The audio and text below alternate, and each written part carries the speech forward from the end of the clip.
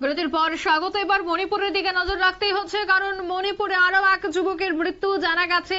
দুই গ্রামের মধ্যে বিবাদ শুরু হয়, আর দুই গ্রামের মধ্যে বিবাদের জেরে মণিপুরে প্রাণ গেল এক যুবকের।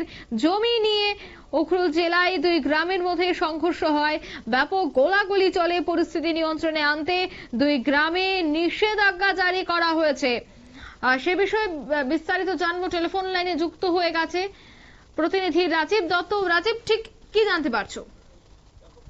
এই যে গতকাল থেকেই সংঘর্ষটা শুরু হয়েছে, এটা আছে মণিপুরের উখরুল জেলার দুই গ্রাম বলছে লুংরেইফু এবং সুনচিং। এই দুটি গ্রামের মধ্যে জমি নিয়ে বিবাদ এবং দুই গ্রামের বাসিন্দারা নিজেদের মধ্যে গোলমালে জড়িয়ে পড়েন।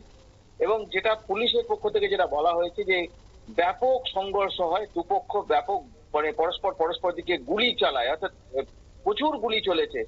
তারপরে এই খবর পাওয়ার পরই পুলিশ এবং বিশাল সেনার ঘটনাস্থলে পৌঁছাবার পর পরিস্থিতি নিয়ন্ত্রণে আসে। এবং তারপর যখন দেখা যায় যে পরিস্থিতি ব্যাপক উত্তেজনা রয়েছে, তখন কিন্তু নিষেধাজ্ঞা জারি, ঠিক কারফিউ নয় কিন্তু কারফিউ এর মতোই জারি করা হয়েছে, নিষেধাজ্ঞা জারি করা হয়েছে। যেটা বলা হচ্ছে যে ওই গ্রামের মানুষ তারা কোথাও মিটিং মিছিল করতে পারবেন না বা জমায়েত করতে পারবেন না, এবং সেই সঙ্গে কোন রকম উত্তেজনা মিটিংও করতে পারবেন না।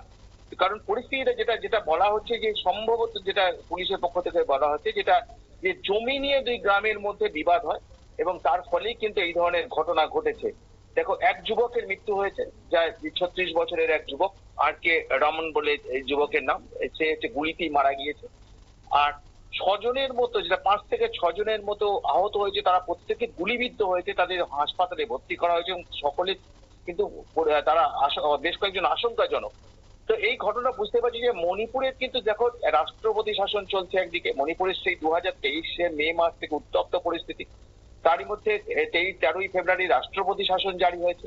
এবং তারপর থেকে দেখছি যে রাষ্ট্রপতি শাসন জারি হলেও কিন্তু মণিপুর কিন্তু শান্ত হয়নি এখনো।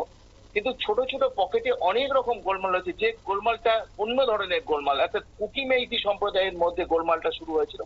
সেই গোলমাল নিয়ে সারা রাজ্যময় একটা পরিস্থিতি খারাপ হয়ে গেছিল, হয়ে আছে এখনো পর্যন্ত।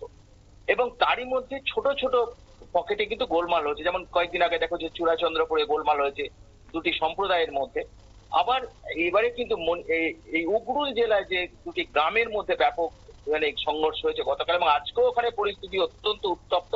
যদিও ঘটনা পরিস্থিতি নিয়ন্ত্রণের বাইরে না যায়, সেই জন্য অতিরিক্ত জেলা শাসক, পুলিশ সুপার তারা ঘটনাস্থলে রয়েছেন, তারা ওখানে শান্তি মিটিং করার চেষ্টা করছেন। কিন্তু কোথাও যে দেখবে যে প্রতিদিন মণিপুরের কোথাও না কোথাও কোনো গোলমাল হচ্ছে, এবং সে অন্য ইস্যুতে গোলমাল হচ্ছে এবং সংঘর্ষ হচ্ছে। এবং যেটা দেখা যাচ্ছে যে এই দুই গ্রামের মধ্যে এত গুলি চলেছে, যে এত গুলি বারুদ বন্দুক এলো কোথা থেকে, সেটাই তো প্রশ্ন, যে এত গুলি বারুদ এলো কোথা থেকে। যার জন্য পুলিশ তল্লাশিও করছে যে কারা এত গুলি বন্দুক কারা কোথা থেকে নিয়ে এসছে, সেগুলোকে জানার চেষ্টা হচ্ছে। এবং বেশ কয়েকজনকে গ্রেপ্তার, দুটো গ্রামের মধ্যে বেশ কয়েকজনকে গ্রেপ্তারও করা হয়েছে। তাদের জিজ্ঞাসাবাদ করার পরে জানা যাবে এত বন্দুক এবং এত গুলি বারুদ কোথা থেকে এসছে। অর্থাৎ মণিপুর, দেখো মণিপুর কোনোভাবেই শান্ত হচ্ছে না। যদিও 8ই মার্চ থেকে সেখানে শান্তি ফেরানোর জন্য কেন্দ্রীয় সরকারের পক্ষ থেকে নির্দেশ দেওয়া হয়েছিল, চেষ্টা করা হচ্ছে, কিন্তু পরিস্থিতি এমন এমন ঘটনা ঘটছে যে আবার পরিস্থিতি উত্তপ্ত হয়ে উঠছে। এবং তার মধ্যে আবার এই উখরুল জেলার এই দুটি গ্রামের মধ্যে জমি নিয়ে বিবাদে উত্তপ্ত হয়ে উঠেছে। অঙ্কিতা, ধন্যবাদ।